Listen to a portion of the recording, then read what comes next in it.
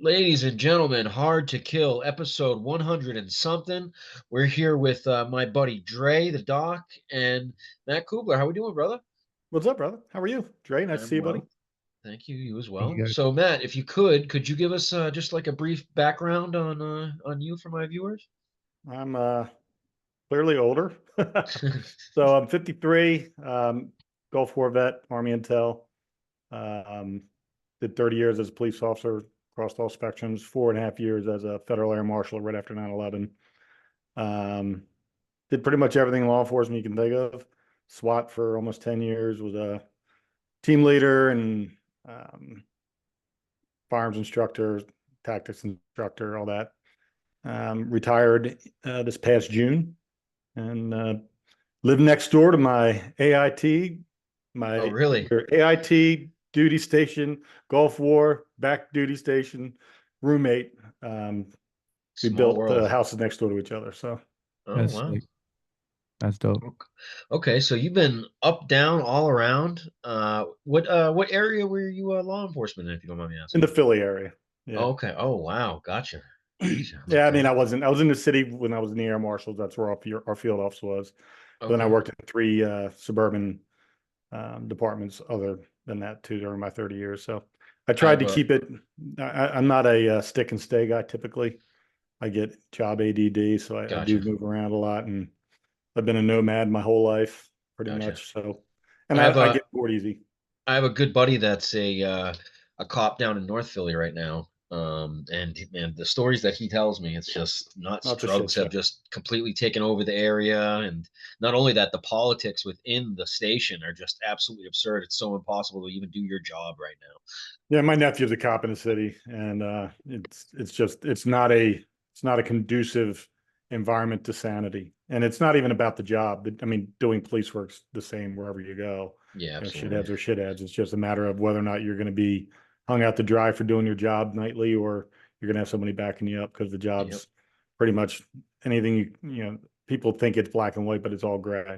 Everything but that. Absolutely. So I think I saw recently Anti-Hero, the podcast, posted about it. Just the move in general of them doing the knee on the neck on that case there. It looks like it comes right out of the academy, and a lot of they have the paperwork to show it. I think just recently there was another incident where an officer killed a African American male. I'm not sure the area, but it was the same. It was one of the same things. The guy had put his knee on that neck area, and the gentleman on the ground kept saying he couldn't breathe, and next thing you know, he's out of it. But I don't know. I mean, if that's coming up, Well, I mean, he re- well, let's talk about that. please, The realities of tactics are they're only good in training, right? So in the absolutely. middle of the moment, you're going to tough something to something and grab whatever you can in a fight. Now, George Floyd, I have issue with the length of time he was on his stomach.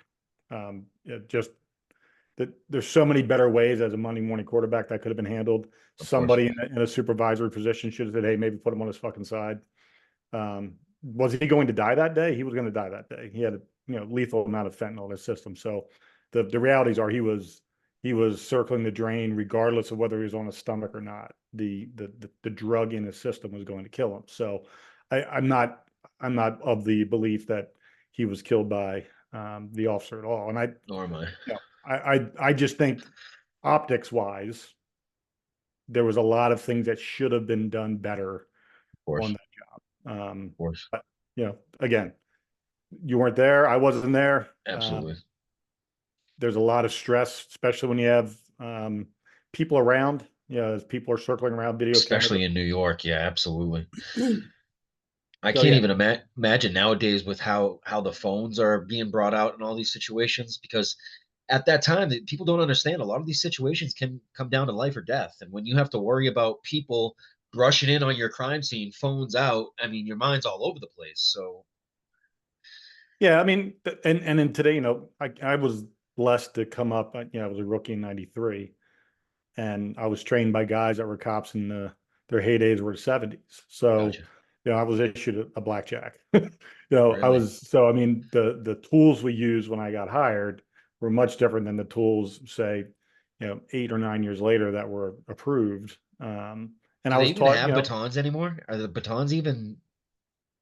uh, more asps. I didn't Yeah, carry it. I had an old school wooden baton. nightstick, old school. Yeah. Jeez. So, but I mean, at the end of the day, those are all, I wrote our defensive tactics for our department, and I've been a Krav Maga instructor for 20 plus years. Um, you know, the way it should be, it's not this way, but it should be that any extension of your arm is a legitimate weapon for defensive purposes. So if you have to swing a uh, a pull cue, that's the Yeah, same thing as a nightstick or whatever. As long as you're hitting in the areas that are you're meant to hit based on the force continuum, and you're not cracking people across the skull. You should be good swinging whatever device that is an extension of your arm that's available. Because if you limit absolutely. it to a blackjack, a slapjack, a nightstick, a PR-24, an asp, whatever it is, that's evolved over the last 35 years. What that tool is, the reality is, it's just an extension of your arm. Yeah. Do you think that some of these departments should start instituting better self-defense classes, i.e., jujitsu, maybe a little bit more, just a little bit more. You know what I'm saying? Because a lot of these guys, a lot of these younger officers, in some of these scenarios, you can really tell they don't really know how to move their body in the correct, sequence to actually take down a suspect the right way. So you're not breaking an arm, doing something to just hurt the individual. I really think that, I mean, I'm not trying to bash the, various stations or anything, but I mean, it seems like some of those self-defense tactics could be very useful to a lot of these young officers in situations like that. I mean, the realities are is that there has never been an emphasis on fitness or self-defense offensive tactics. Um, there just hasn't been. And whether it's because of the CYA, we didn't teach them that, and also budget. Yeah, So, always. there's always a time and money component to every decision in a department when it comes We to all how know they that one. spend their money. Yep, absolutely. Okay. Well, so one of the main topics I wanted to get into, Matt, and I was talking with Dre offline before we got onto the interview, is the whole seal situation that's going on right now, and I know it's been making its rounds on social media. And Dre, have you heard much of the hubbub with that? Just so you're on the same page with us, just a bunch of seals, making shady calls, not doing what they said they did, and they're profiting off it. Not only profiting, but really structuring the monetization process solely in their favor, so they can kind of almost take over or turn it into some kind of monarchy in their favor. And it's looking, I mean, the way that Matt breaks it down, and I've done my research on it, it's looking kind of scary. um so Matt, I mean, when did you first just stumble upon something like this? I know, keep in mind, I know it's not easy to do. I mean, we're all military guys, and we don't like really hitting on our own, but a lot of times people take advantage of that, and they use it in their favor, and they get away with it, which clearly is the situation in this right here. So please, Matt, tell me where you're at with it. Yeah, I'll first lead with, I am not anti-SEAL. It may appear, because that's what I'm spending a lot of time doing, that's what it is, but it's not that. I'm pro professionalism. I'm pro honesty. I'm pro truth. And you know, when I got brought into this nightmare of a world that I'm now in, was in 2017. Well, let me back up. In 2012, my high school buddy, Joe Price, who was commander of SEAL Team 4, was found dead in his bunk on December 22nd, 2012, in Tarankot, Afghanistan. And when he died, it didn't sit right with me and many people that knew him, but I wasn't in a position to question anything. No one asked me for my opinion, and I'm certainly not going to offer it to a grieving family. Of course. So 5, 6 years later, I get asked by his father and sister and wife to take a look at it. They had received some information that made them believe that it probably wasn't suicide, or at least that's now their theory.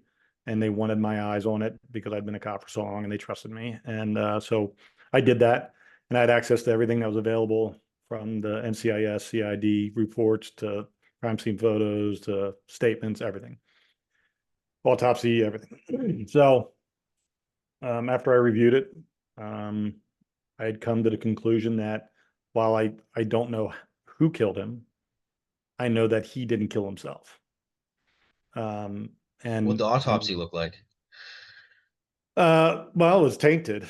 Clearly. So, and again, I'm not a SEAL. I don't know what it's like to be in that environment. But I also understand that, if you have nothing to hide, there should be nothing to bury. And what happened with his crime scene, his body, the evidence, it was all tainted. It was all messed with. It was washed away. They actually took his entire body. The NCIS had bagged his hands for evidence for GSR and DNA and blood and things like that. They actually were told by an officer, an NCIS officer, not to touch the body. They decided to anyway, took the bags off, took him, bathed him, washed his body from head to toe. Bathed him? Oh Yeah. my God. Washed every ounce of evidence away, rebagged his hands. Oh, you were being literal when you said that. Wow. Oh, Okay. yeah. So anything that was of potential evidentiary value was gone. Whatever they say was collected, there's no reports on it. So there's no, supposedly GSR was swabbed on his hands. There's no GSR reports available. There supposedly was ballistics done on the weapon, the bullet, and the casing. There's no reports on it. There's supposedly DNA testing. There's no reports on it. There's his toxology report shows that he had tramadol, Valium, and Benadryl in his system, but no values of how much of each, which is an important component. Of course. You have a lot of that in you, and you enough to render a 240-pound man unconscious. Certainly not gonna be able to kill himself. Of course. So lots of things, and not to mention when he was found dead, and NCIS said yes, he's dead. They gave the key back to the man that found him dead and was the last to see him alive for 8 hours while it was left unsecured. So anything could have happened in that crime scene. Anything could be removed or added or shifted or changed or whatever. So all those pieces combined, I told a reporter once, I said, the Navy handed me this report and said, this is a 1,000-piece puzzle set. And on the outside of the box is a picture of Joe Price suicide. And then inside is 250 pieces. And they're telling me that I got to take those 250 pieces and make it look like the 1,000-piece puzzle picture on the outside. It just doesn't work. So, I've worked many, many, many crime scenes. And typically speaking, if somebody does something to alter or change a crime scene, there's a reason. If somebody does something to alter or change evidence, there's a reason. There's never been any reason. There's never been anyone held accountable. There's been no disciplinary action, nothing. So for me, that's how this all started. And from the investigation since, and trying to find anybody that's willing to talk on the record from his team, I was introduced to other SEALs, and those other SEALs are like, "Hey, great job on that. I totally agree with what you found out. By the way, maybe you should look at this. Yeah. Maybe you should look at this. Maybe you should look at Melgar. Maybe you should look at like all these different things." I keep getting all this information. And again, I'm not investigating any of those things. I'm not. I just have information on it. And I'm not digging into Melgar's case. I'm not digging into Rob O'Neill. I'm not trying to find out anything about anybody other than Joe Price. In 2021, I stopped investigating Joe because his wife pretty much told me to go fuck myself, and they got she to her. she didn't want me doing it anymore. She had, the Navy SEALs are very good at ingratiating, of course, people that they want to keep close, who may, potentially could cause them harm. So, an angry wife who thinks her husband was murdered could be potentially dangerous. So they ingratiated her took and care of got that. her. Yeah, and she was, her house got paid off, and so she's, and as a surviving spouse, she's the only one with direct access to information. So when she shut it down, I was like, you know what, fuck this. I'm not Yeah, exactly. not going to continue to kill myself for people that don't appreciate what I'm Of doing, course. A, and Of B, course. to get nowhere. Like I don't have any, Exactly. I don't have No skin in the game, you know? right. Yeah, Yeah. exactly. So it wasn't until, 2 months ago, 3 months ago when I got a message from Jeremy Sladen on the Jay Slay USA, what buddies with. And he said, "Hey, you want to interview Rob O'Neill on my podcast?" I'm like, Tasty. well, and I'm a human behaviorist. That's my best term for what my gift is in this world is I understand people. And I saw an opportunity, a window of opportunity. I didn't know if it was going to work, but to go and rattle a cage. Of And if course. that rattling of a cage produced enough interest that enough people, and if I worked Job's name and Job's case into every one of my conversations, that I might get some traction. And that's what happened. So it turned into, um, you know, 3 interviews with Rob O'Neill, the Yep. Anti-Hero podcast, Yep. 4 podcast episodes on the Green Beret podcast, and then 2 SEALs coming forward, and now 2 Marines as whistleblowers on different things. Jocko, Marcus, um, things like that. So Dre, were you aware about Jocko? I just learned about it from Matt. Jocko, I mean, they're talking about him having connections with large criminal elements outside the military. I mean, it's a lot bigger than I realized. Yeah, well, I was gonna mention, I live in San Diego, and it was a couple years ago. I think his name was Commander Ramirez. He was a commander. SEAL Team 1 committed suicide. SEAL Team One committed suicide as well in his residency. I'm working on a connection point there. Wow. My gut, Another commander. there's a piece of me that believes he might have worked under Job at some time. Oh wow. Jesus. So I mean, the only thing that comes to mind right now to me is, I mean, are we dealing with like different factions of the SEALs that are doing specific things, and other ones are seeing it happen but don't want to call them out because they don't want to, hurt their own type deal? Yeah, yeah. I mean, Yeah, that's exactly. I mean, it's certainly more widespread than many people believe. It's certainly not the totality of the teams. I mean, that's not what I'm saying, but there is a part of every team that has this element. yeah, of And course. there's a, when, and I've said this recently that you can't ask um, trained killers to go to war for 20 years and not expect them to become killers. Yeah, exactly. And that's just, it's psychologically What it impossible to is. to Yeah, to take that. It's no different than Stockholm syndrome, or if you put somebody in an environment long enough, they're going to become part of that environment. of And course. when you um, are in that environment and you have very little direct oversight or anybody questioning your tactics or your rules of engagement, or you are the elite of the Yeah, elite in a yeah, battle space.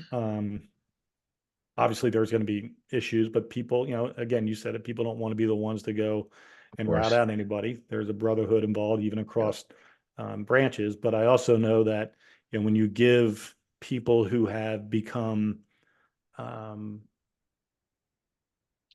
adapted to an environment of killing and of what should be an uncomfortable and unnatural act, it should be something you struggle with, but it's something Yeah, that you put to bed for a little bit until you go out and do your job. And when you're done with your job, you deal with should that be. problem later. Exactly. Yeah, And, but if you're giving, when the war shifted from a large troop-based movement war to a more special operations war, the CIA became more of a direct involvement, and the ASOP money became a more um, accessible. It's like having an ATM with no machine or card. yeah, It's seriously. just money. And that money, with people who have become less than scrupulous in their approach to the war, are taking liberties with that money and doing things with that Yeah, money that is criminal, absolutely. not necessarily just immoral, but criminal. And that's where things really began to take shape with this whole branding thing with the SEALs. Is when you have people who are committing crimes and potentially war crimes, which I believe also happen. People who are in the leadership position who have allowed that to happen have found that, you know, controlling narratives and controlling those people who have committed those things, knowing that they are now theirs to manipulate, they use that to make, you know, it's almost like the mob, right? It's, you have the workers, you have the maid guys, Yep. you have the capos, you have the, Yep. you know, the consigliere. There's a certainly a, and I'm not saying it's as structured as that, but there is certainly a an upward payment goes upwards. For sure. For sure. That's scary. I mean, just looking about like the climate that we're living in currently and how many just oddities have been coming to light, it really shows. I mean, is the CIA that dug in to a point where they're just operating autonomously for for It's been that big way since it was it's the what was it, the OSS before it was the yeah. CIA. I But I mean, mean, it wasn't that much in the limelight, now. I mean, you can oh yeah, just I mean, everything. but it hasn't changed. I mean, the realities are is that, and you know, I'm not suicidal. I the realities are is that they've been controlling the world as far as wars and who's in power, and you know, and this and let's not fool ourselves. This has been going on for thousands of Course, years. of You know, course. the Vatican in the medieval times controlled who married who and Yep, alliances and wars and who had the money for wars and who was going to be king and who was, you know, it was, this is the same old song, new players, but the same blueprint is yep. controlling the chess pieces through um, manipulation and subterfuge and money. Yeah, yeah. I mean, I was just talking with Dre offline about the go-to plan about, I mean, what do we tie it into? Israel getting involved with the same kind of blueprint that, I mean, 9/11 happened, or not Israel. Who are we Yeah, talking about? we were Well, talking about Hamas coming in yeah, Israel on paragliders. Like, Yeah, that didn't there's happen. nobody on post that saw that. There's you know no what I mean? radar. You're you have the most expensive equipment. You have the Iron Dome that could shoot down missiles, but nobody noticed all these paragliders coming out the air. I think that's just a little ridiculous. Well, think about it in this context. You know, supposedly 19 hijackers with box cutters Yeah, brought down the United States. You know, like so. Let's really think about and we're all logical, um, alpha male type hardcore American patriots who also have a cognitive brain that can, you know, think outside the box. sift through the bullshit. Yeah, And when things don't add up, we may not know the real answer to the problem, but we know what isn't the answer. You exactly. know, and that's where, you know, they're okay with us not believing the version of the narrative, but they're not okay with us finding out what the truth is. And I Exactly. think that's the same with the SEALs and Jocko. And you know, there is truth that is, you know, if you take seven people, and we'll use Marcus Luttrell as an example, if you take seven people who all say the same thing, that Marcus Luttrell did not even fight, that Marcus Luttrell scaled the side of the mountain to escape the gunfight, got shot in the ass, but didn't fall down the mountain, didn't break any bones, didn't do anything, hid, and then was rescued by Gamal. I think that's his name, I think you're close. something like that. Gulab, Yeah. Gulab, um, and then held there and hidden from the Taliban, and then screwed Gulab Yep. over, and then, you know, so Marcus Luttrell's story is farcical. However, and seven people have all that I've spoken to have all said, some have seen the pred feed, and as the pred feed, it wasn't a pred feed, it was probably an AC-130 feed, but um, JSOC shut it off in Bagram. I think it was a Bagram. Shut off the feed. Was it Bagram? I can't remember. I think it was Bagram. The feed for where my one guy was at, so they couldn't watch anymore. But he watched that part. He watched, and there's reports from numerous people, and Eric Deming, my one whistleblower, came forward and said this, that Axe lived for many days. He went to the original, like, so they had the exfil point and then the oh shit exfil point, and he went to the oh shit exfil point and died there because they didn't go get him, because when the Rangers found Marcus, he said everyone's dead. So it went from a rescue mission to a recovery mission. So they slowed the pace down. And yeah. So when you think about that, they don't want, like, there will never be a copy of that feed. Of course. There will never be, the photos of Osama bin Laden will never be seen. No. There are things that will just never. Why is that so prevalent? Why did they not want to show? I never understood that. Why did they not want to show the body? We were in Afghanistan when that happened. And I remember talking to Dre about this, and it just sounded weird. It's like that would be paraded everywhere. You know what I'm saying? Like they would show that to everyone just to show that it happened. Why was that just, I mean, why was that so shady? Well, look, what about Matt? Maybe you have some information on that event in January where the two SEALs went missing on a night mission. Yeah, And I when do. I first heard that's about right. it, I personally, I thought about, because I had saw some other guys in the feed, I'm in some other channels on X, and I saw some other guys talking about that some Americans had got into a firefight. So I personally was thinking that they might have got killed in a firefight and they didn't want to say that it was Houthis, but because the excuse that they gave was that they were weighed down by their body armor and their weapons when they went into the water. Like, Right.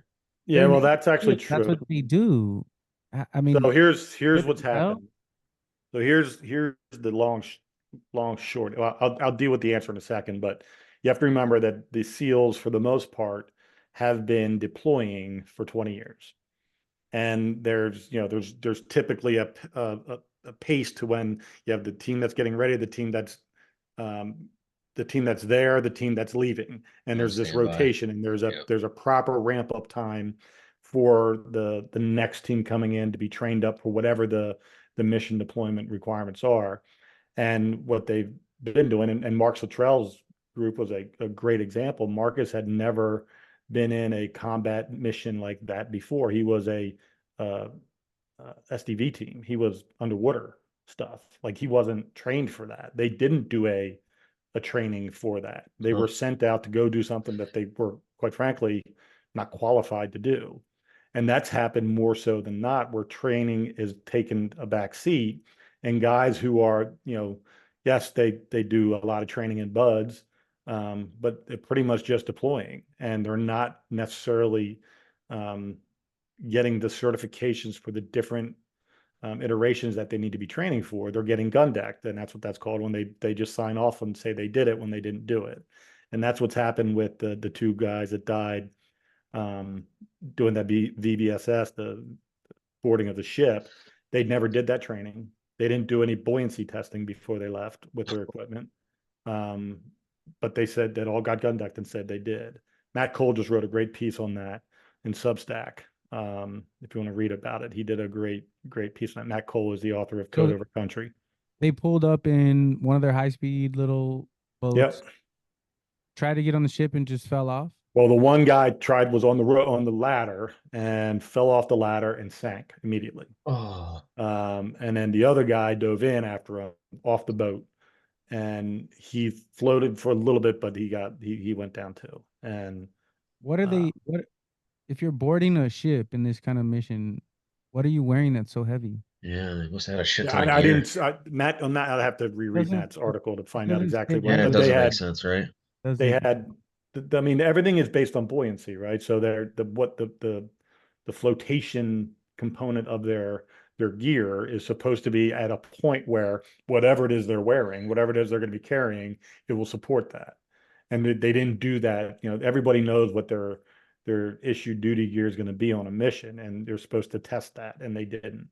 And that's just, and that's where the cover up is. And it's some cover-ups are John Chapman, right? Yeah, no, Some I hear you. cover-ups are, these guys died, and Different parents are going to aspects. sue.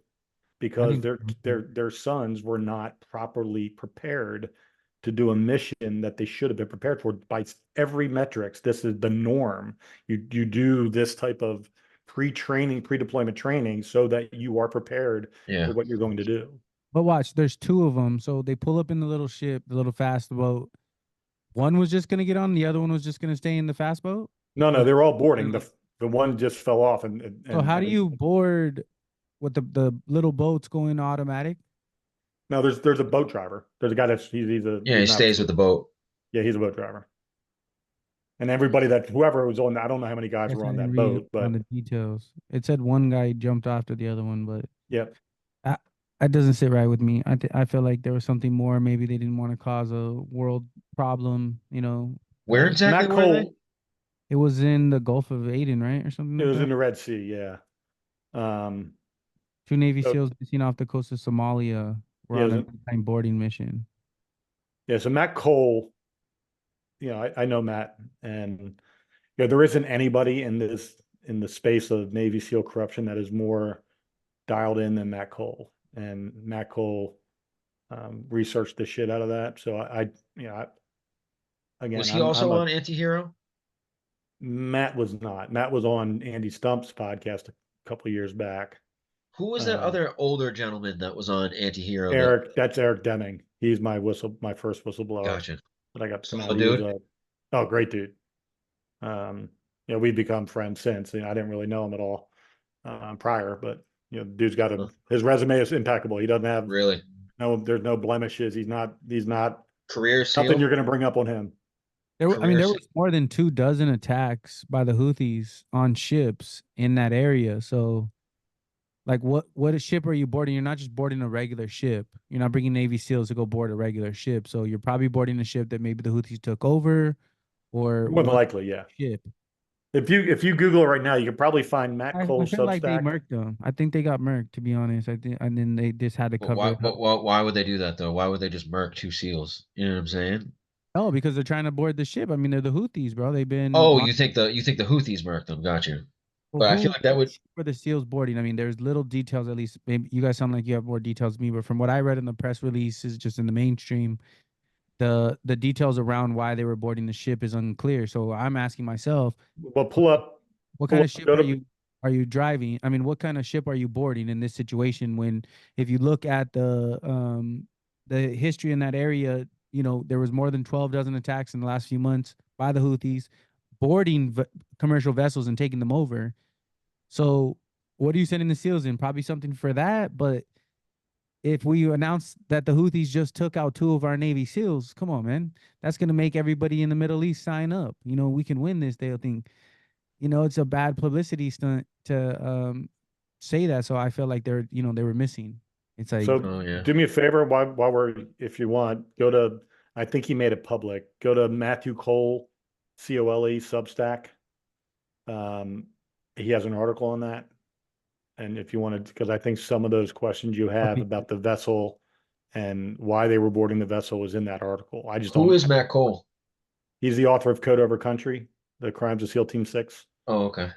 Um, phenomenal journalist. Like just his attention to detail and his sourcing is second to none. I mean, Huh. I'd learned more from him than just about anybody. And if he put it in a book, and if he goes after Mark Cottrell and Jocko in his book, and he's not been sued, um, What's really started all this just like talk of dirty seals and maybe some stories that didn't happen? Where did this all has it all just been whistleblowers that have like been in the maybe in the situations and it they've was seen it? me. Really? Yeah, I was I mean, there's always been the anti-hero guys. Brent talked about Rob's mission and how it's the Yeah. best known secret that Rob didn't kill Bin Laden Yep. and all that stuff. But the Jocko stuff, there's been whispers about it. There's been Mark said some people go to Reddit and there's all pages just dedicated to who was on what mission and blah blah blah. And Huh. so there's always been secular groups talking about it, but there hasn't been this much Attention. attention to it since, and again, it just started with the interview with Rob O'Neill, and just grew out of that. And then from that, these whistleblowers came out, and I'm a nothing in the grand scheme of things. I'm just happened to be the guy that kicked the right tire or the right bee's nest and got enough traction for enough people to see it, so that an Eric Deming will come forward and speak on things that he knows directly about. So that Adam Schwartzy, who got his trident pulled for running for Congress Oh in yeah, I remember 2020, that guy. he came out and talked got him on the Greenberry podcast. And then these two Marines, Eric spoke of the 36 Marines were killed as a result of Jocko's, the task unit bruiser, daylight Oh, I raids. And gotta it look that wasn't up. 36 Marines, but this letter was written to Eric by this Marine, the 3-8, I'm going to say India company, and the 3-8 Marines, XO, wrote this letter. And Jocko, when he responded to Eric's accusations, mentioned that this letter was probably AI generated, wasn't real. Well, the Marine the XO came on the Greenberry podcast Oh no and shit. said, I wrote the fucking letter. I'm not AI. Oh shit. So yeah, there's things coming out, and it's growing daily. Uh, What would you say are your just like main takeaways after that last interview with Rob O'Neill? I mean, where's your headspace? he's a Where's your headspace at on it? oh, he's a liar. I mean, I know who Red is. I know that he shot him. I know, um,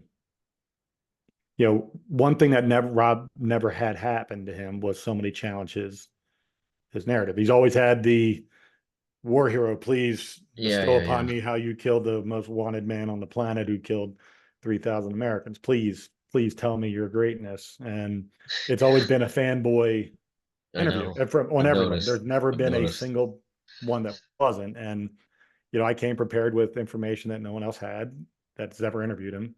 Um, I knew that, and the recorded debrief immediate afterwards. And, you guys have done debriefings, right? And when it's just you and the guys, everybody says what they did. Of course. Everybody, that's where everybody talks about what happened. If you fucked up, all right, how do we make this not look as bad as it is? Like that's that time when it happens. And during that debrief, that similar type environment debrief, he never said he killed bin Laden. And it wasn't until later that came out. And I mean, the whole Bissonnette, and I came at it from an investigative perspective. I wasn't trying to be attacking on Rob. I didn't challenge him in a man-to-man way. I'm just like, listen, this is what I'm hearing. This is what I've been told. Try to explain it to me how that makes sense. In my interview with him, he always said, in every interview he ever did, that when they were going up, from the first floor to the second floor, the point man, calls out to Khalid, Osama's son, who was in the stairwell in two different languages. He pops his head over, shoots him in the head. They go up to the second floor. Everybody fans out except for the point man, who goes up to the third floor stairwell. Rob joins him as the number two. They different versions, but sometimes Rob makes it more Hollywood than others. But essentially, we're all going to die here. This is suicide bombs. Let's Yeah. just get it over with. And the two of them go upstairs, and the point man jumps on two women sometimes, who might have had suicide vests. Bravest thing he ever saw. He turns right. There's Osama bin Laden standing behind Amal, his wife. He identifies him, shoots him twice in the head, once again on the ground. Boom. That's usually his story. And I said, okay, explain to me, because in some versions, he talks about the point man taking a shot up the stairs, the third floor, prior to him moving up to the number two position. So I said, hey, let's talk about that. You said that, you've said previously that the point man, Red, took shots up, and he goes, I'm not here to talk about anybody, blah, blah. I said, listen, you don't have to talk about him. I'm just saying Red took this shot up there. He goes, nah, he goes, I'm not even sure who was the point. I think there might have been a switch, So we and that the started getting point all man weird. switched. And so I'm not even sure who the point man was. Well, in the 43,000 other interviews he just fucking did, he was the most bravest motherfucker who should have got Yeah. a Medal of Honor, in his words. But now you're saying you don't know who that motherfucker is. Now, you've trained with your guys. I trained on SWAT. I knew what every guy, what their Of body type course. was, how tall they Yeah, were, yeah. where they kept their gear, whatever. I knew everybody who was in front of me. There wasn't a Yep. guessing game. And when you Yep. train with the same guys, especially for a raid as big as this, you know who He knew who who his point man everybody is. was. Yeah, exactly. So what I learned before I did this interview is that Red's the kryptonite. So if you're looking at the Rob O'Neill story, his kryptonite is Red. He has never once said the word Red in any interview, that the point man was Red. Now Bissonnette did. Other people have in other Andy Stump, other people have. But Rob has never validated that the point man was Red. Because if he did, then he knows that the other version, the Matt Bissonnette Oh, version, yep. his is partially true then too. So he's dead in So the he's water. always going to be Yeah, the opposite of that. So gotcha. number one, number two, Red was a fucking stud SEAL. Questionable morals sometimes I've been told, but as far as his skills, Yeah. and Rob talks about there was one guy that was better than him, and him and Bissonnette always challenged each other to be the best shot. He goes, but there was always one guy that was better than him, and that was Red. And when Red takes a shot up the stairs, which he's said, because he knows that at some point in time, that information will come out, that those rounds came out. So he gets ahead of it and mentions it in a couple interviews. And my question was, I said, between the Matt Bissonnette version and your version, the gap in the truth is that no one has ever said what happened to the rounds that Red shot. Where did they go? Who was the target? Does he miss? Was it a 50-foot shot or was it an 8-foot shot? Yeah. And Matt Bissonnette's version, which is not fact either, by the way. Matt's not a truth teller. Huh. But there is, in between the two, there is truth in them. Just who does what is the fabrication, and who was in what order is the fabrication. I wonder why he'd even lie about that, Like, I Well, mean, because they just had to be that guy. yeah, well, there was obviously, if you're going after Bin Laden, everybody realized that there's going to be money to be made. Yeah. And Matt and Robert already had conversations with publishers prior to the raid. Are you serious? Oh yeah. Um, Oh my God, it's like so that. oh yeah, and they signed NDAs, and Rob puts it Marco. out there like there's a that the content of his book was validated by the Navy. What was validated by the Navy was that based on the NDA, there were certain things that you were not allowed to do. And Rob got permission from the Navy to write this book. Matt Wow. Bissonnette never asked for permission, wrote the book anyways under Mark Owen, the pseudonym, um, and made a lot of money and then had to pay it all back because he violated NDA. Oh, Rob didn't violate the NDA. They checked the book for any classified material and any TTPs, right? yep. That's the only thing they really care about. They're not looking at it from a factual basis. Is he telling the truth? Whatever. That's not even part of the equation. I wrote a book when I was in the Air Marshals. They had to check it for make sure I wasn't disclosing any Gotcha. TTP, Sensitive any classified information. information. So they're not. When Rob says my book was approved by the Navy, yes, it was, but it's not really telling the truth. The truth is that it was approved for not having TTPs or classified information. Okay, That's got it. it. So Rob is a talented Yeah, narcissistic sociopath. he's not stupid, that's for sure. But he lets Well, you know about it every episode. How absolutely, yeah, I know what you mean. he's the most he is the one who was able to carry a lie for as long as he has and have no problem doing it. Yeah, There takes a special kind of yeah. personality to be able to do that. And he is, trust me, he's a likable guy. I don't dislike Rob. And I told him, I said, out of 400 missions you say you did, I'm cool with 399 of them. It's That's just his this people one. face. That's what he wants to show you. Yep. You know what I'm saying? Someone like that is a lot different behind curtains. You know what I mean? Yeah, I mean, I've heard obviously the stories Yeah, about his drinking and yep. I mean, he's had like 3 DUIs, so I mean, yeah, I'm sure it's been more because a guy sure, like that gets off. You know what I mean? yeah. But uh, it's crazy to think that there's that much going on in the SEAL community, and it's only just coming out now. I mean, there was the last drama that I heard going on was Jesse Ventura and Chris Kyle. yeah, Chris Kyle. And that didn't get, because Jesse Ventura is Jesse Ventura, right? So Yeah, he's a WWF yeah, conspiracy theorist governor, right? So he doesn't get a lot of respect to begin with, but Of he's right course. about a lot of stuff, and he certainly was right about Chris Kyle. And Chris Kyle, Yep. he didn't. There's going to be, hopefully, God willing, some things coming out on him that will bring to light. And his death doesn't sit right with me. If we're talking about, um, you know, Israel and 9/11, and does a trained SEAL team sniper That just and doesn't his make buddy sense. get killed on the range by a Marine who, by all accounts, isn't like, he's not a MARSOC Marine, right? No, He's no, no. just, from what I can tell, he wasn't the highest speed guy.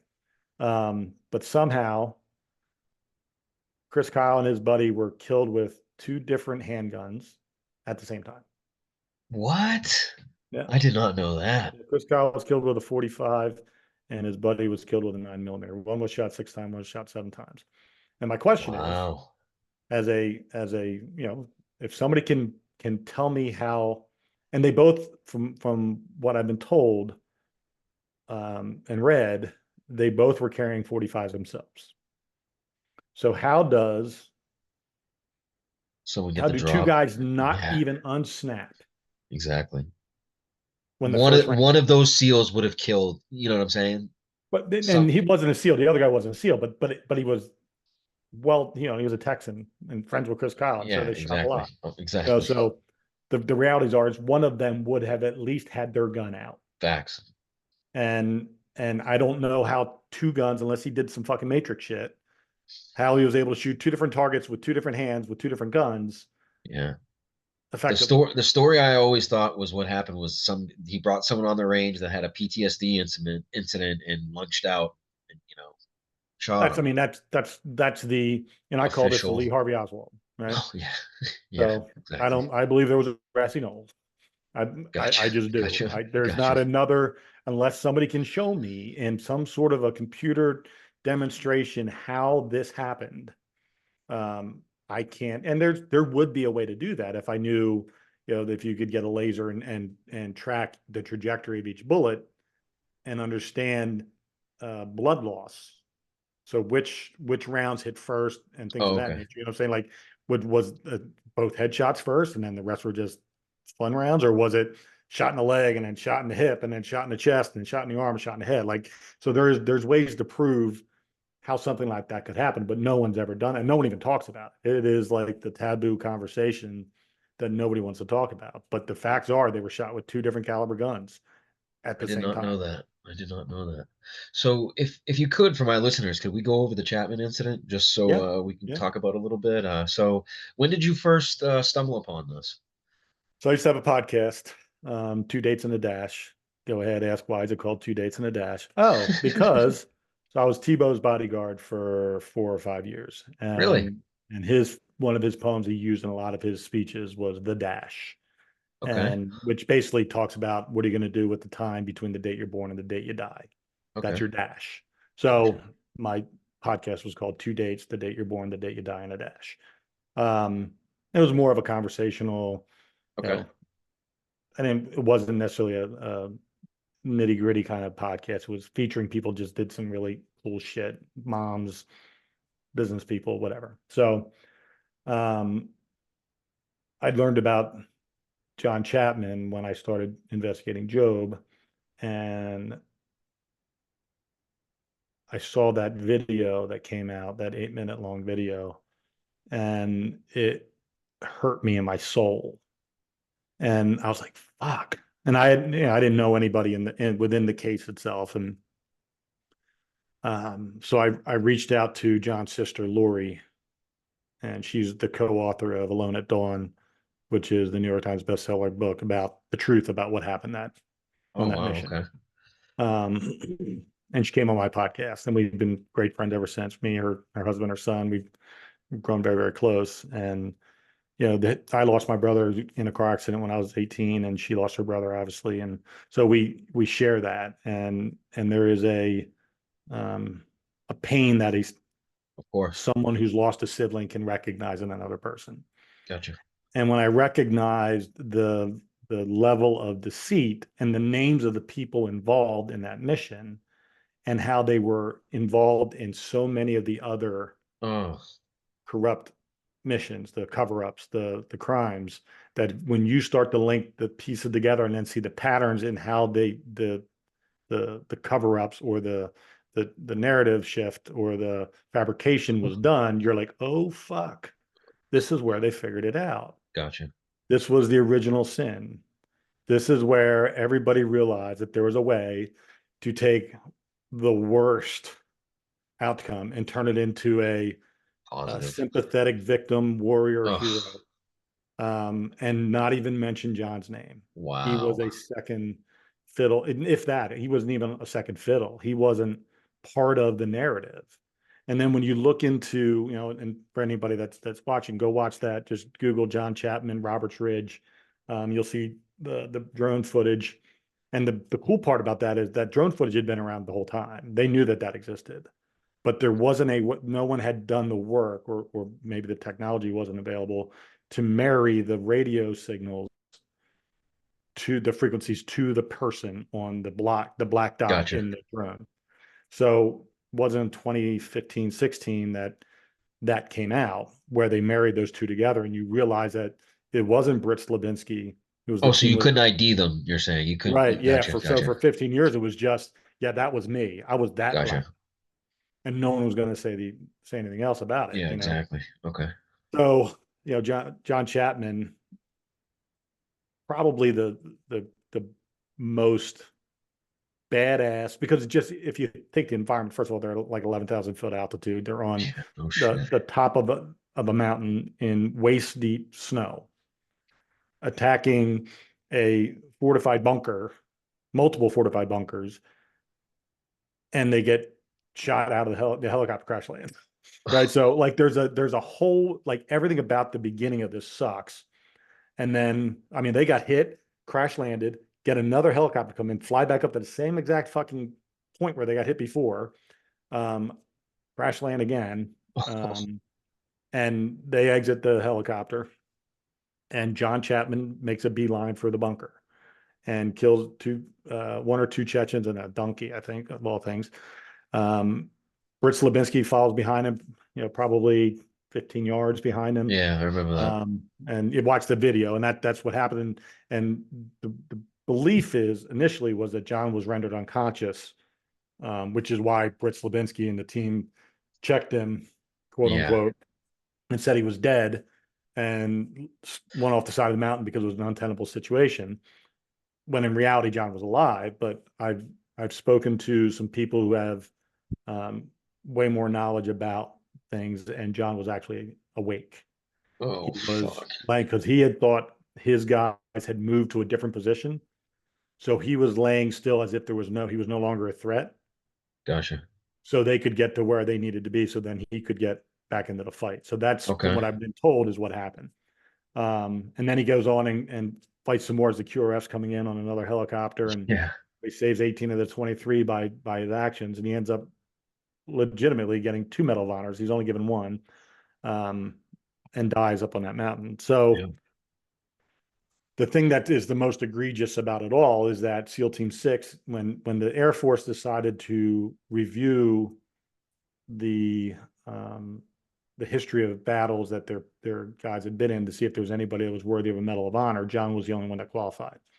So they put the package in at the end of Obama's administration. 2015 is when it started, and the Navy blocked it. What? Yeah, and when they were blocking it, they ramped up Britt Slabinski's Medal of Honor package, who was the one that lied and said he did John's actions for, How 13 shady is years, that? 14 years. And then SEAL Team 6 directly with Tim Szymanski, who was the ops officer on that mission, who at the time now, as he might have been Commodore, I forget what his rank was in 2015, but with SEAL Team 6, he went in to the Secretary of Defense, and they put an active counter proposal together saying that what you saw when John woke up and fought wasn't actually John at all. It was actually blue on blue fighting each other. The two Chechens were fighting each other, not knowing that they were both in the Oh, same. I know what you're talking about. You know what I'm Gotcha. saying? Okay. That was the what they came up with. It was called, they put actually a propaganda video together called Redbeard, or Red Man, one of the two, and submitted it to the Department of Defense as their evidence that John doesn't deserve his Medal of Honor. Yeah, and then the time had elapsed. Obama was out of office, and Trump comes into office. And when a new administration comes in, you have to redo it again. Yeah. So they did that again, and they blocked it again. But this time, the Secretary of Defense wouldn't allow the propaganda videos or anything like that. And then when the Navy finally relented, and SEAL Team 6 finally relented, they said, okay, we'll agree to it, but it could only have up until when he went into the first bunker. Nothing from when he was rendered unconscious or faking unconscious and being left alive up there by his teammates and then fighting after that. None of that could be in the citation for his Medal of Honor. But luckily, the defense secretary said, yeah, fuck that, and put the whole thing in. But it wasn't until Rich Lubinsky got his first, though. How could he even accept that? Because Like, he's a piece of shit. you know what I'm saying? Like that would eat me alive. I cannot believe the audacity of these guys. Like, I didn't even think that was possible. Yeah, you look at and listen, I'm not going to accuse him of anything outside of what he's already done, which is, unforgivable. But Still, you he look at knows interviews. though. Oh, he definitely knows. He- Oh, he most certainly knows. you know what I mean? And the biggest shit in the face of everything is that they're building a museum, the Medal of Honor Museum, and he is on the board for Slavinsky. That motherfucker's on the board for the Medal of What Honor a Museum. joke. Oh And my God. it kills John's sister. Um, because obviously, she's a big part of it. And just knowing that he's part of the lie that tried to rob her brother of his rightful valor and glory. And she has to, be part of it because of her brother's He had to have entry some into. good friends, dude. He had to have some good friends that were aware of what happened, no? They held that lie together for a long time. Nobody, I mean, there wasn't Wow. even an inkling on that. Yeah, I That mean, dead blows men my tell no mind. tales, right? Wow. Yeah. Yeah. Fuck. Jesus. Why were there Chechens? I don't know if it was Chechen. I might be wrong on the Chechen, No, but I think they said that. I think they said yeah, that in the video. I saw um, that too. And I mean, I guess Russia, I mean, Russia has ties with the Taliban. But yeah. I mean, and I'm sure there are a lot of recruiting, right? yeah, yeah, yeah. It's hey, we hate those motherfuckers too. Come on down. And I think that's kind of how it. And I wasn't there when you guys were there. I was there in the shortest war of it all. Um, and it was just a different war. The way it was done was just completely different. Um, and it lasted 100 hours, the ground war. So it Oh, wasn't you're anything. talking Desert Storm? Yeah, when I was Yeah. over there, and I was responsible for tracking the Iraqi armored division, the tank elements, and but yeah, I mean, the war was completely different for you guys than it was for me, and but still, truth is truth, Yeah. right is right, and professionalism is professionalism. Do your job. And I understand, and again, I'm not some some bleeding heart liberal who goes, yeah, innocent people shouldn't die in war. I get it. People die, people that weren't intended to die, but you're not supposed to intentionally kill people Yeah, absolutely. who don't deserve to be killed. Like, it's, if you drop a bomb and it's off the mark and some people died, I get it. That's what happens when big bombs fall out of the sky. Yeah. Yeah. And I get it. I don't have any issue with war. What I have a problem with is if, I have reports of, and I won't go into names, but a certain famous SEAL um, who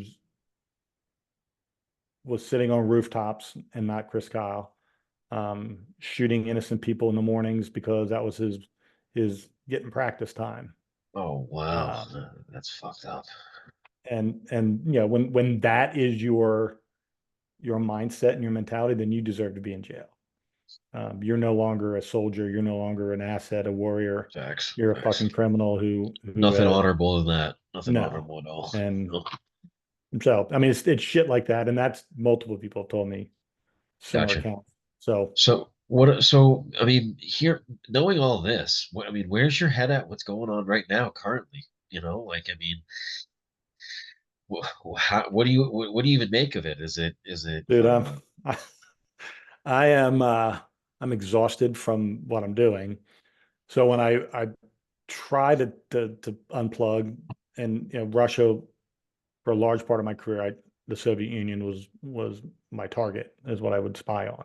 So I understand the Russian military pretty well, and I understand their capabilities and what they're working with. And quite frankly, they haven't improved much I know, in right? technology in the last Yeah, 30 we were years. just talking about that. But when you think about the Ukraine situation, it's if Russia may not be able to go toe to toe technologically. If Russia wanted to get to Kiev, they would have gotten to Kiev. That's what I told myself too. I thought that too. And there's not a do they lack command and control at times? Like, is there? Yes, all those things are real. But at the end of the day, when you could put 1 million people into a country, and if you wanted to, you would have gotten there. Before we started arming them with tomahawks and stingers Yeah, and all that stuff, and money, and um, so I don't believe that this is a war. I believe this has been the same regional skirmish that it's been forever. keep the Um, money flowing. and it's it is 100% a money laundering operation Yeah, that our government is using to enrich itself and enrich its allies over there.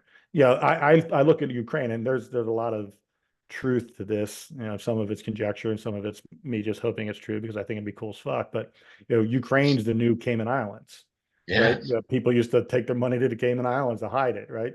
yeah. Our politicians and powerful people have been hiding money in Ukraine for a long time, and it wasn't until you know, and listen, I'm not a Russian apologist or even a Russian fan, but I also believe in nationalism. I believe that you should be proud of your country, and you should be Right? very much. We are America. We don't bow to anybody. We don't join with anybody. You join with us, and that's just the fucking way it is. And we are no longer that. We are part of a global network of nations, which if you we can go down this rabbit hole in a second, but I've been deconstructing the new world order, whatever the fuck you want to Oh, call it, yeah. for the last 25 years. My first term paper I ever wrote was my thesis on how Lee Harvey Oswald could not have killed JFK when I was 13 years old.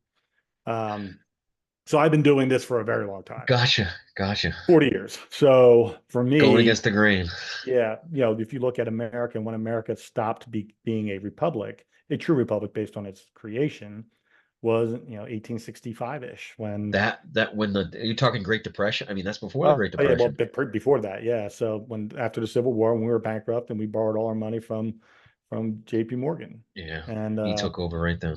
and if you think about how the oligarchy of America, which is what we have become, if you just trace it back to the Rockefellers, the Morgans, the Rothschild. Carnegies, Yep, and then the yep. Rothschilds by virtue of that through England, the Bank of England. But yeah, I mean, if you just follow how the expansion westward was directly a result of the influence and money and obviously controlling steel and controlling all the things that were new and needed for buildings and railroads and whatever, that was Yeah. owned by the oligarchy. And these old families, aren't they English?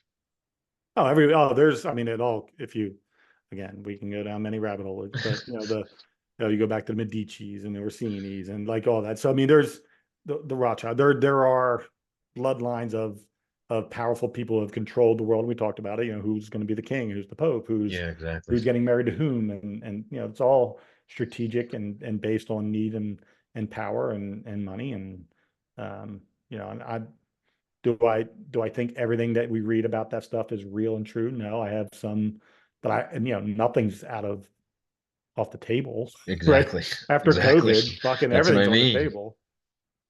I mean, I think that the main thing about COVID that scared me, I mean, it really just showed the drop off in, I don't want to be as bold as to say common sense, but how much is actually controlled by the media. And I mean, I'm talking family members, people in your own bloodline are just seeing the other way. It was crazy just to see that dissension, man.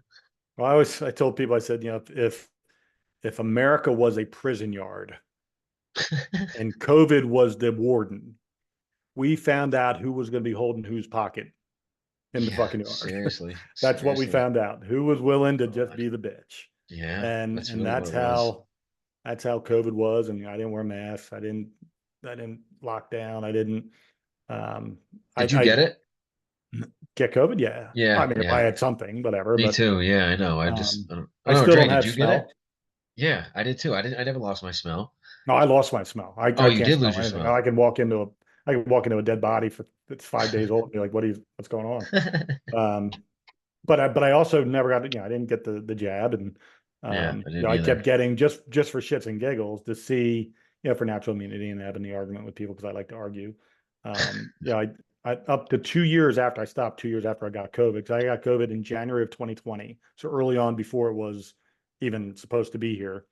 Um, and every 6 months I got the um, antibodies test, and I had And antibodies for 2 years. oh, And huh. so I'm like, listen, I'm good. Like, Yeah, exactly.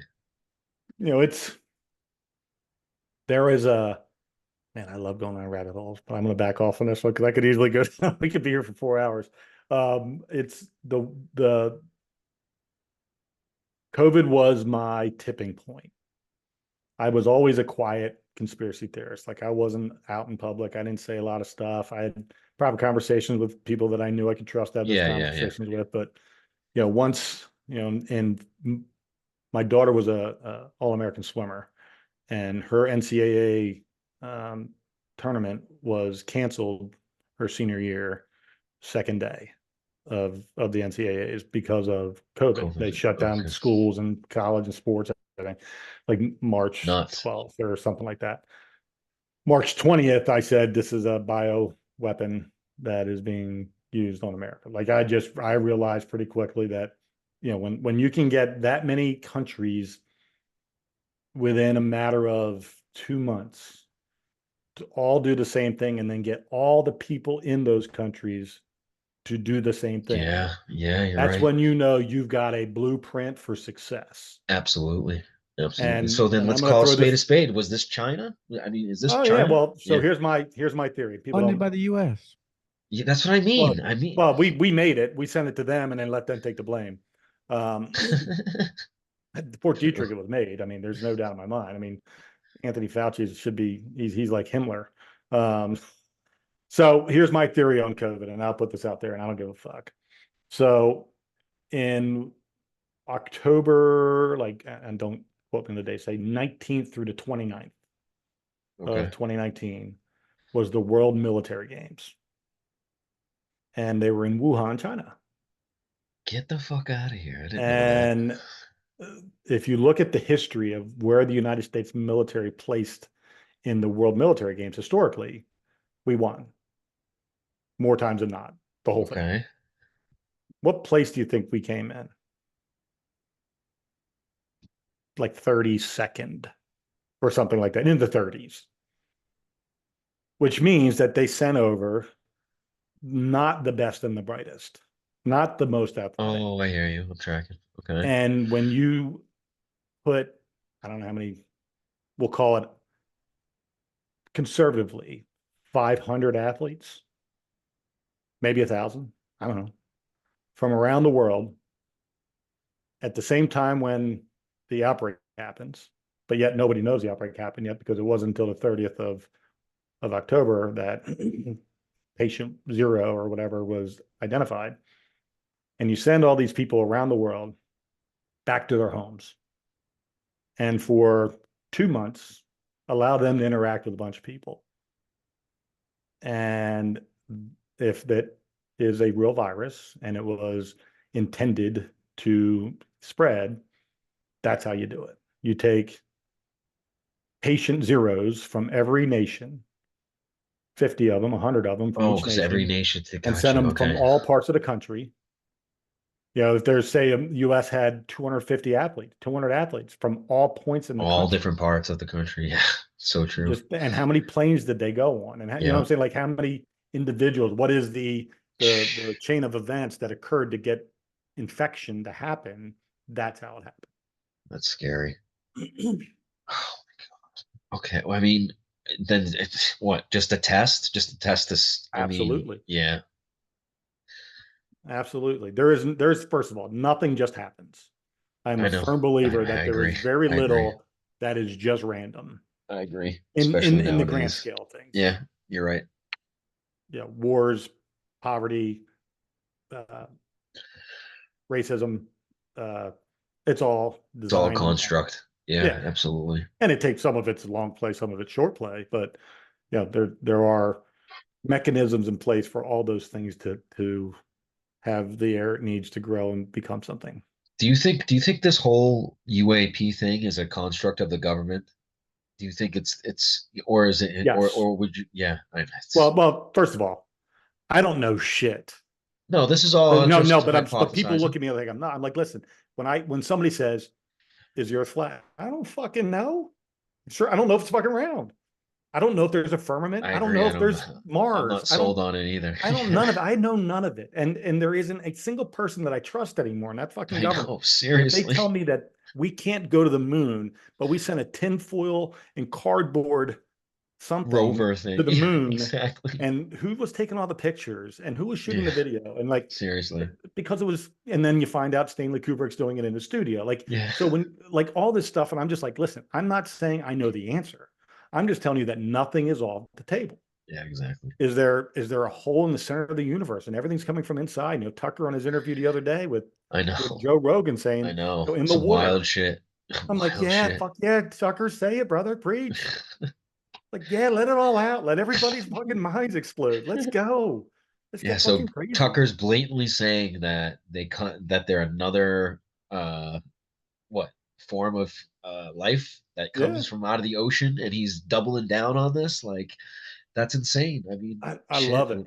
I do too. I I do love too. I love when people who, and you know, Tucker's always been a little bit contrarian to begin with, but he was never a full-on fuck youist, right? No, it's true. He had guide rails. Yeah. And then when he got fired, those guide rails came They off and he just dropped the went fuck fucking down. ham. Yeah, I love it. I love it. And Rogan, you look at Rogan, and I was never, I will say, oh, before I forget, one of my reviews I got on my podcast one time, somebody wrote on Apple reviews or whatever. They said, he's no Joe Rogan, but give him time. Like, I'll fucking take that. But anyways, Yeah, seriously. so Joe Rogan, you know, he was a full-on liberal fucktard. And he Joe would Rogan? Oh yeah, well, you're used right. to be, Yeah, oh his yeah, name. he was a Yeah, full-on libtard. yeah. Or he was more of a socialist than anything. And the minute they came after him with taking the ivermectin, horse Yeah, that paste, and that he's that was taking the it. horse paste, oh, you're gonna get people killed by saying Yeah, that. he didn't And like that, right? yeah, no, and then all of a sudden he's like, who the fuck is this people talking about me? And then all of a sudden he's like, wait a second, what have I been thinking all this time? Yeah, exactly. Gets a And I lot love clearer. I love seeing those light bulbs go off and people that Yeah, have influence, right? yeah, of Like we have a very small sphere of influence. course. You know, Joe Rogan's got global influence. And when Yeah. Joe Rogan's speaking now, people listen. When Tucker speaks, people listen. When Vivek Ramaswamy, who, yeah, I'm not 100% sold on his trustworthiness, but, you know, right now he's playing the game right. You know, there's people that have the ability to deliver information in a way that is Oh, are you credible. talking about that the priest guy? No, no, no. Vivek was running for president. The Indian guy, the Oh, business oh, oh, millionaire, oh, billionaire guy oh, that was yep. running for Yeah, yeah, yeah, president, yeah, yeah. Do you who, know you know, who at I'm one point talking in time was a about? liberal. Oh yeah, the guy with the eye, got his eye What the popped fuck out. was that? Well, I saw something the other day that he's a false prophet, but I don't have enough information on the What is guy. he? Is he what is his He's like national? a Russian Orthodox priest, like it's in the Catholic world, but I think he's some sort of an Orthodox priest. Huh. I think it's Russian Orthodox or Greek Orthodox, one of the two. But yeah, listen, dude, the world is a fucking. First of all, I am so blessed and thankful that I live in this world today. Like I want every bit of it.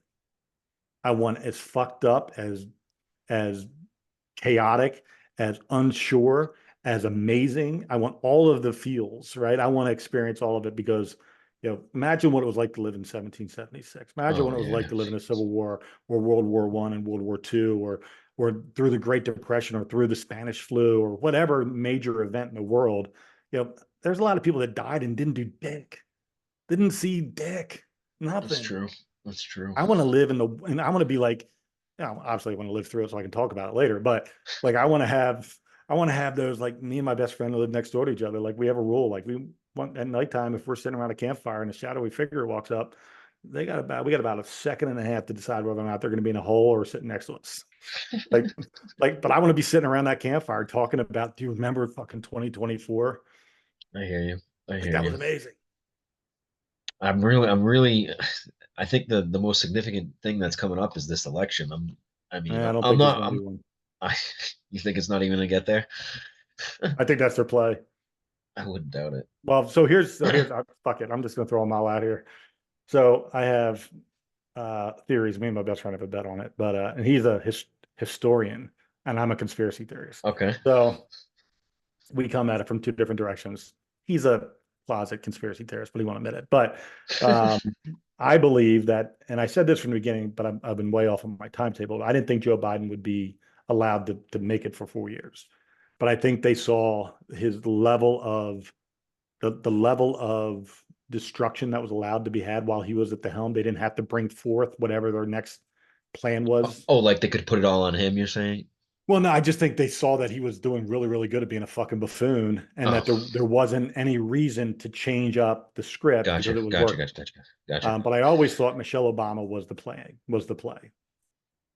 I thought she So was gonna, yeah, I did too. I I thought still that was, think she's the play. I still think that um, if there's going to be an election, so I have two scenarios. One, that there is an election, and I think the election, if it happens, is not Joe Biden, it's Michelle Obama at the Democratic National Convention. if Gets they wanted to keep the seat, that would be their only choice. that's the You know, thing. If they're looking at this, if there will be an election if they believe that the race is close enough that a Michelle Obama black female black female. Yep. populist would be the person that they could go to get the centrists and the people that hate Joe Biden but don't want to vote for Trump. You get them to vote for her. That's definitely their play if they're going to have an election. I Huh. personally believe though that it's gotten to the point that it has gone so far off the rails that there is going to be, and we're kind of seeing it now. Um, I think there's going to be multiple. I don't think it's going to be COVID, like a singular event. I think there's going to be multiple events that take resources across multiple planes that the limits our ability to do things. And Oh, to whether it's even get to the event, I mean, to even we won't even be able. Gotcha. Okay. I just think they're going to say national emergency.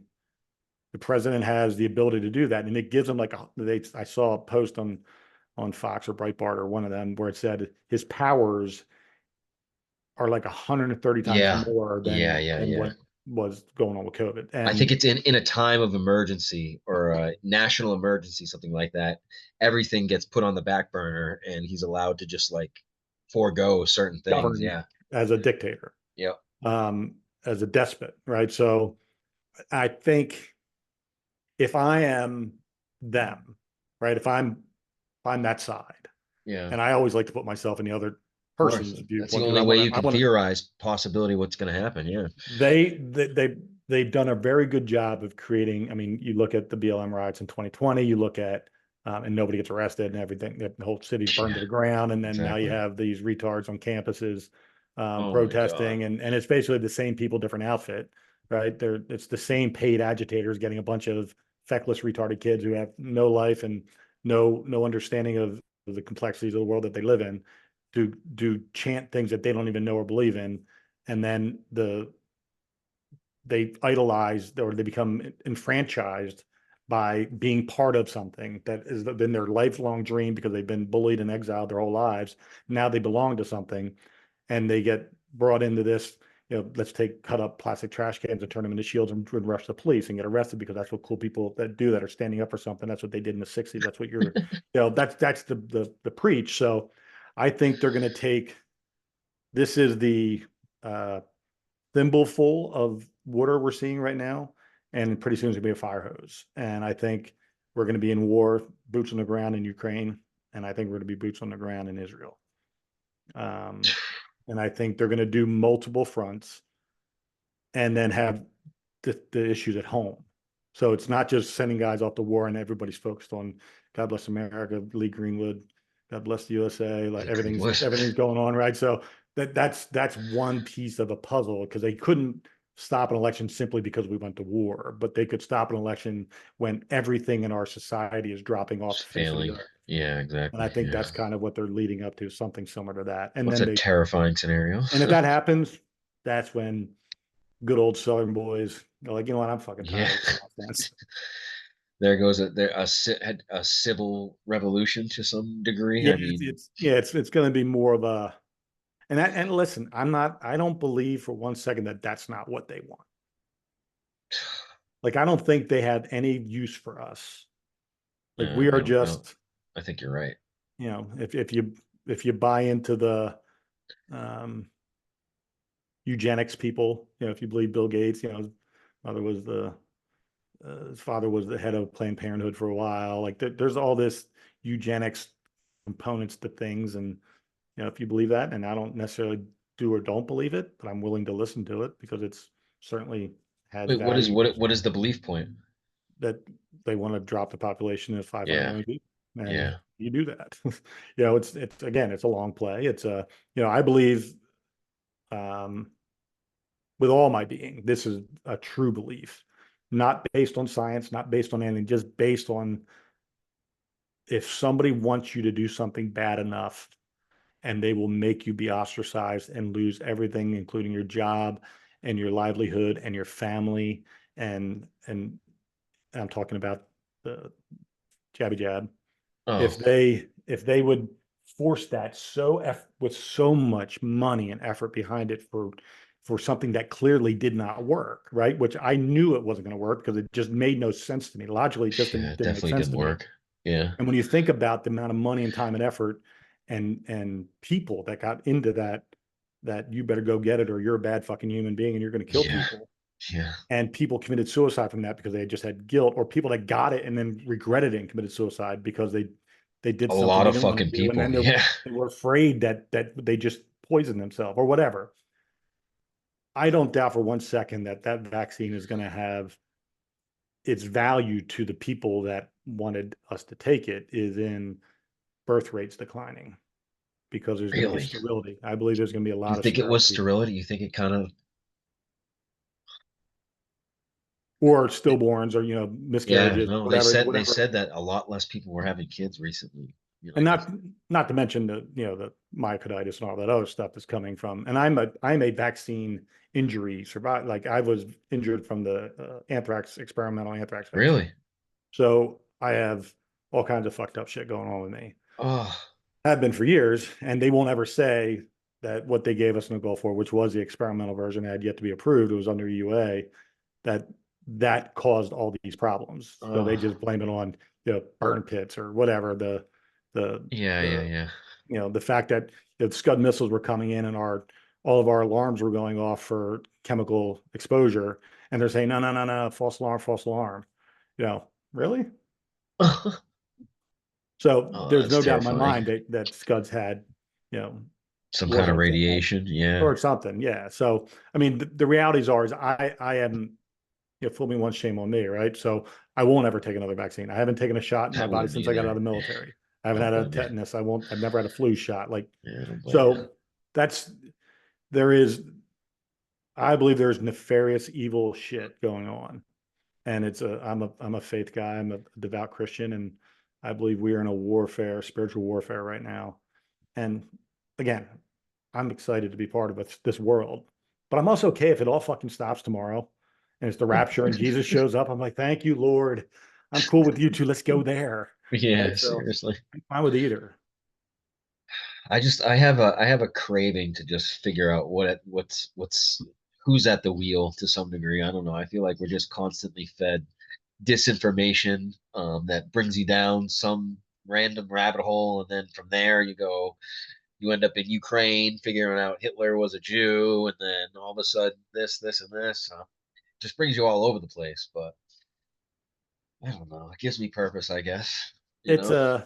listen, I find it in, my wife thinks I'm insane. During COVID, I did 300 hours in 1 month of investigating Bill Gates's financial portfolio Oh boy. and traced it back to the Zamin family, which was in charge of China for about 12 years. Connections to China. No Oh, shit. all connected. I mean, Microsoft's based in China. Um, so yeah, he's got all kinds of, What's his play with taking over farming just to try to completely make it impossible to, I mean, is it there's, just to genetically modify meat? yeah, well, I mean, everything is based on the climate, the climate agenda, right? So if the cows fart, that kills the world. And now all of a sudden, you can't have cows. So, and if you buy farmland and you buy up farmland from struggling farmers who, have been cattle farming for 150 years and they can't make it work because the climate is so fucking horrible financially, and you go in there and you offer them 10 times what it's worth, they're going to sell it to you. And if you look at, someone did an overlay of where all the underground water supplies are, like the reserves of water under the ground. He owns a lot of that land. So does China, where the water is. And China's buying near military bases. You know, I buying up land near noticed. military. Right. So everything. First of all, I don't understand how we can allow an enemy of ours to buy land in our country. I don't think any of us can go buy fucking land in China. Last I checked. Um, I don't know how that even is allowed, but it is. How is that? I couldn't believe how close they were coming to military. Not only that, what about the I mean, so much shit happens, we forget about the fucking blimp they had going over the United States. I mean, Right. And think about it, and I don't know what the fuck that thing stole or didn't steal, or if it even had the capability if of they doing even it. needed to steal, I mean, I'm sure Right. they already Listen, if you think that China, their that best effort was to float a fucking balloon across the United States, and that's how they were going to steal our shit. yeah, I doubt it. Listen, everything's up in those satellites. There isn't a I single know. thing that I know. that happens that our government doesn't know happens. I just read the Julian Assange paperwork about all the moles they have in whether it's automobiles that they can track for mileage, Mhm. exactly where you stop, the GPS is inside of it, to televisions. All Samsung made a deal with the U.S. intelligence. AT&T. So Listen, there's man, back it's doors and everything. You know what I everything. mean? Everything is, and it all happened because George Bush, Patriot now, Act. if you want to talk about 9/11, but yeah, I mean, Patriot Act was the single worst piece of legislation to It ever was. limit the power of the Constitution. And it was disguised as patriotism. Yes, absolutely. You know what I Protect the mean? homeland. Yeah, terror, terror, go get terror. And And we didn't know that's, we were signing our absolute every nook and corner of our privacy away. yep. And listen, I worked in that space, and I became an air marshal because I was all, fuck yeah, let's go kill some fucking, not on my watch. No more planes in the We're gonna buildings. go get them. Yeah. Yeah. And again, I don't want to know how the sausage is made all the time, right? Listen, we're just thinking of this what it could not be, and unfortunately, what it looks like is the government was the Taliban.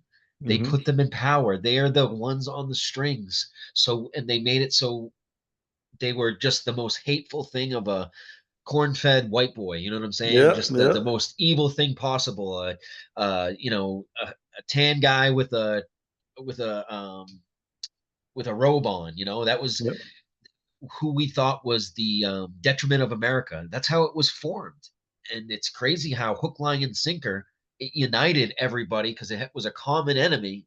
It's I could go on and on about this. well, It's if you look back at just how that blueprint, right? So everything is patterning, right? And everything, if you're an analyst of conspiracies, an analyst of anything, you look for patterns. You want to see, uh, because humans are inherently lazy. So exactly. we are going to use the same pattern until that pattern no longer works. Yes. And the pattern has not worked for the people holding the puppet strings. So if you look at, World War I, World War II, who were, Ford Motor Company was making engines for the Nazis and us. You know, IBM made the counter, the thing they used to track the Jews in Auschwitz and Wow. all the concentration camps. The technology to track everybody was made by IBM. Wow. Bayer made the Bear, yeah. They were made some sick the made motherfuckers, those, dude. yeah. So I mean, just think about how profits war benefits and how both sides of the wars are played by both. All the companies are playing both sides, and it's no different than politics, where the same lobbyist is paying both sides of the Yep. vote. Yep. And it's John Runyon, who used to play for the Eagles. He was a right tackle for the Eagles for a long, long time. Great player, and a good buddy of mine. He was a U.S. congressman out of New Jersey for one term, 2 years, Okay. and he didn't run for reelection. When I asked him why, he said, "Matt, I couldn't wash the stench off my body every day." He Ugh. goes, "It's all theater. The whole thing is fucking theater." He goes, "We sit around and for C-SPAN, put on the standing in front of the lectern and having our 10 minutes to talk about whatever thing we're going to bitch about. And then that night, we're all at these private clubs that are only for lobbyists and members of Congress on K Street and M Street in DC, and we're all drinking together, and all the lobbyists are hanging out. That was great what you said today. Good work today. Yeah, yeah, yeah." Like, it's all theater. None of it's real. It's not, there's no Mike Johnson's the good guy or the bad guy, or Kevin McCarthy's the good guy or the bad guy, or anything. They're all bad guys. They're all part of the problem. And until we limit the professionalism of politics and take it back to an all volunteer government, we're always going to have this. You see how though how we can just always identify the problems though? Like I feel like every time we can clearly see what's wrong. Is there any way to defeat this? I mean, is it it's too dug in. It's been working for how long now? And I mean, they've already have the people bought and sold. You know what I Well, mean? It's the only thing I hold on to, and it's not even a hold on to, it's more of a wouldn't it be fucking cool if? Wouldn't it be fucking cool if all of the Donald Trump deep state swamp clearing, he has the answer. I don't know if he has the fucking answer or not. I know that I had more money in my bank account and I wasn't as stressed about how I pay my bills every week when he was the president. facts. I know that we weren't in any new conflicts. I know that he was fucking entertaining as Yeah, he was. balls Yeah. to watch daily. I don't know if he's the fucking guy to fix it or not. But Do I you can think tell there's you, anything wouldn't it be behind that? cool if he did? Do you think there's anything behind that? It's because he has his own money and he doesn't have to have his hand out for anything. I mean, So if you, again, I was fascinated by the Donald Trump running for president thing because Ben Carson was my guy. That's who I wanted. I figured if you could operate on a baby's heart while in utero and fix their heart, yeah, you're fucking seriously. good enough for me. Yeah, right.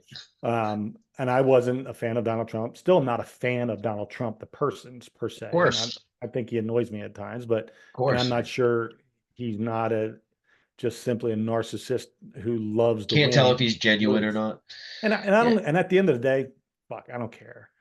I just I want somebody leading that helps my family and my bottom line and makes me safer. That's really Yeah. what I'm looking at.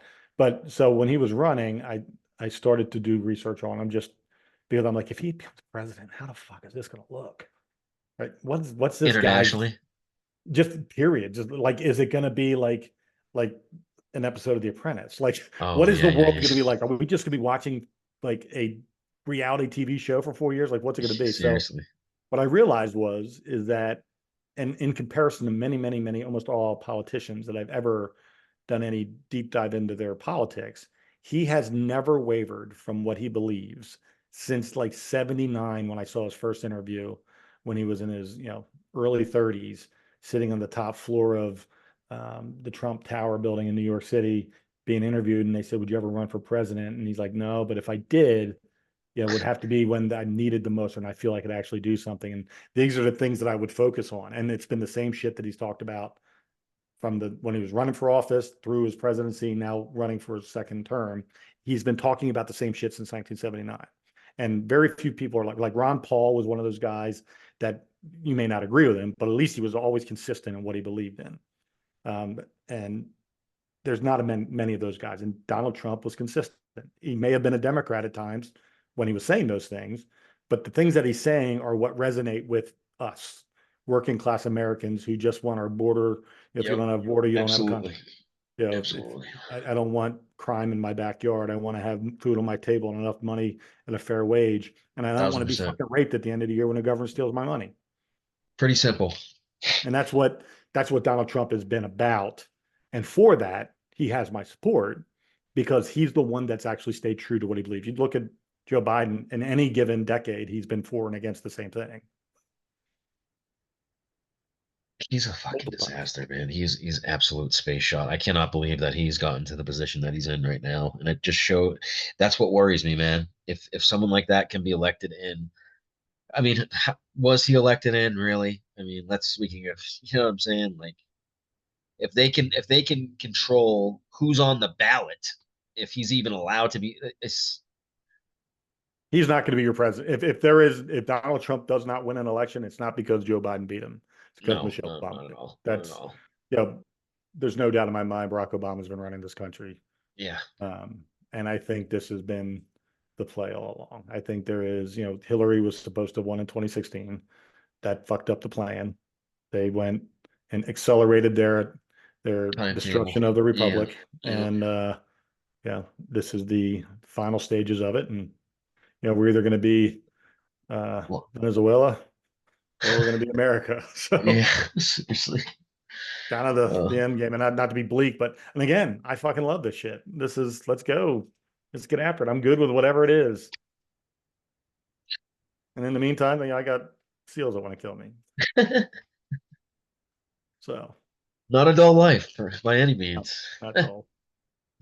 Well, Matt, I appreciate you coming on, talking with me. Would you like to leave us with anything, my friend? Yeah, don't be afraid. Nobody. There's nothing to be afraid of. I'm not a preacher guy, but whatever it is you hold true, whatever it is your grounding belief system is, hold on to that.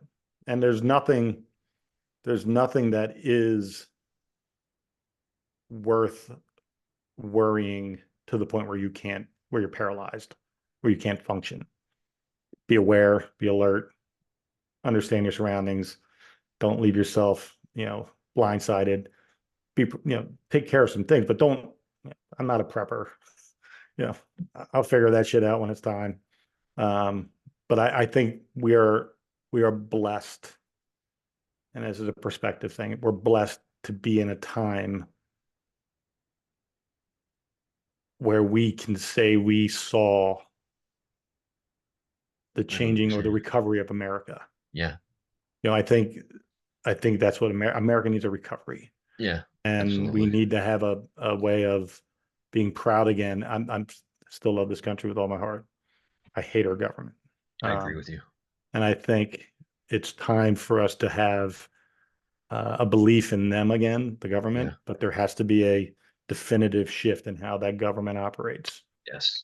And I'm hopeful that is going to happen, whether it's by force or by the whip or the lash. Yeah, I hear you. I hear you. And I appreciate it. I really like what you're doing with the podcast. Thank you. I appreciate that, man. Well said. Well said. I agree with you. I agree with you completely. And it was a pleasure having you on. Maybe we can do this again sometime. But until then, have a good night, my friend. Semper Fi. Later, brother.